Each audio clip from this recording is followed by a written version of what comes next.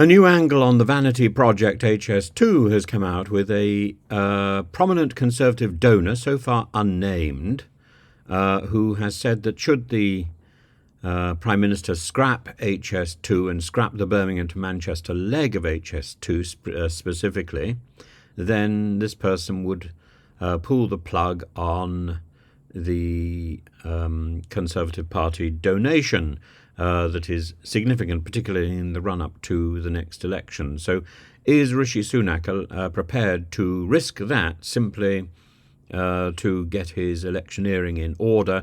And would indeed his electioneering go completely awry with the loss of a significant Conservative donor?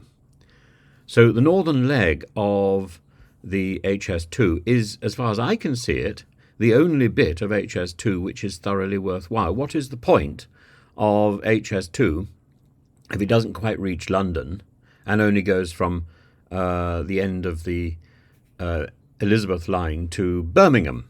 You've still got to negotiate the misery of Birmingham New Street or wherever you're going in Birmingham, and then at the other end you've got to get on a tube train effectively and slum it into the middle of London.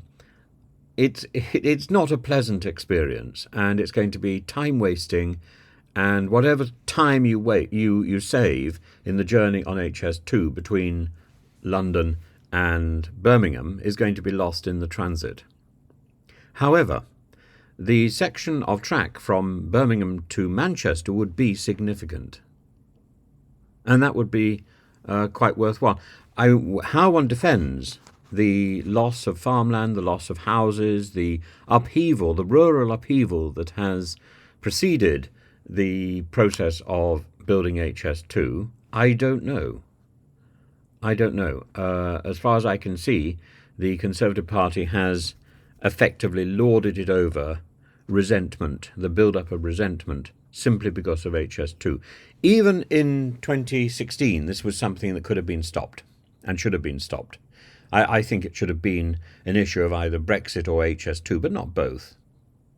And given the fact that Sizewell C, which is one of the biggest projects that is going on, one of the biggest onshore projects that is going on in this country at the moment, given the fact that that costs less than HS2 and Sizewell C will show significantly more and immediate benefits when it's built, I think it's absurd to be pressing ahead with HS2 at a time of economic struggle, when we are surrounded by striking people because of the cost of living crisis, because they cannot pay their bills, because this year the same bills cost more than they cost last year, and that's because of the cost of living crisis. That's because, actually, it's because of the mismanagement of the economy.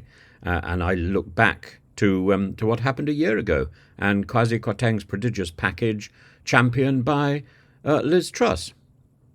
There has to come a point where people take responsibility for the stupidity that is done in their name.